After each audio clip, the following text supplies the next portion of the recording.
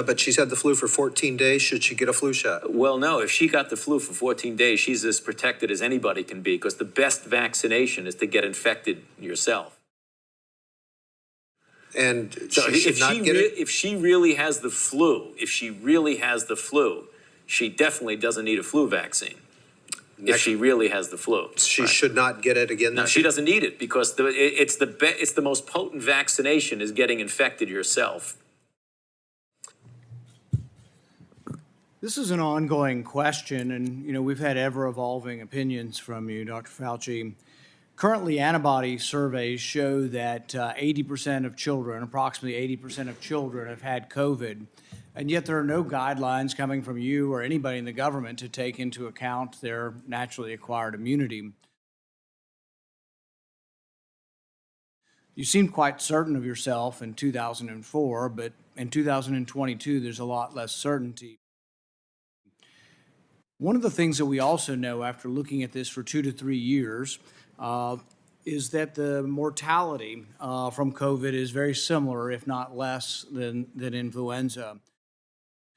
So when we look at this, we wonder, why you seem to really embrace basic immunology back in 2004 and why you seem to reject it now. Well, I don't reject basic immunology, Senator. And I have never denied that there is importance of the protection following infection. However, as we have said many times, and as has been validated by the authorization by the FDA through their committee and the recommendation by the CDC through their committee, that a vaccination following infection gives an added extra boost. And that film that you showed is really taken out of context. I believe that was when someone called in who had had a reaction to a vaccine and asked me through a telephone in the interview if they should get vaccinated again. So it was in the context of someone who had a reaction. And as a matter of fact, Reuters fact check looked at that and said, Fauci's 2004 comments do not contradict his pandemic stance. Actually, words don't lie. If you look at the words behind me, we can go over them a little bit at a time. She doesn't need it because the most potent vaccination is getting infected yourself. It is true. It is true, Senator. It is a very potent way to protect.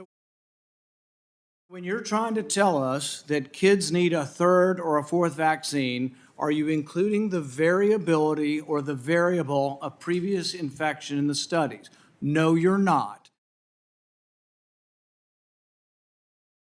Because when you have approved vaccines in recent times, and the committees that have approved it for children don't report anything on hospitalization or death or transmission.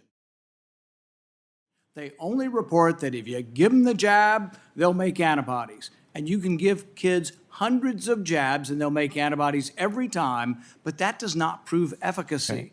So what you're doing is denying the very fundamental premise of immunology that previous infection does provide some sort of immunity. It's not in any of your studies. Almost none of your studies from the CDC or from the government have the variable of whether or not you've been previously infected. So let's look at adults. I've had 3 infections. Should I get a 4th one? If you're going to measure whether I get a 4th one, you need a category that has a 4th one in it, and you need one that has nothing in it, no vaccine or the 4th vaccine. But you also need to know whether they've been infected. If you ignore whether they've been infected, you're ignoring a vaccine, basically, so you're ignoring a variable.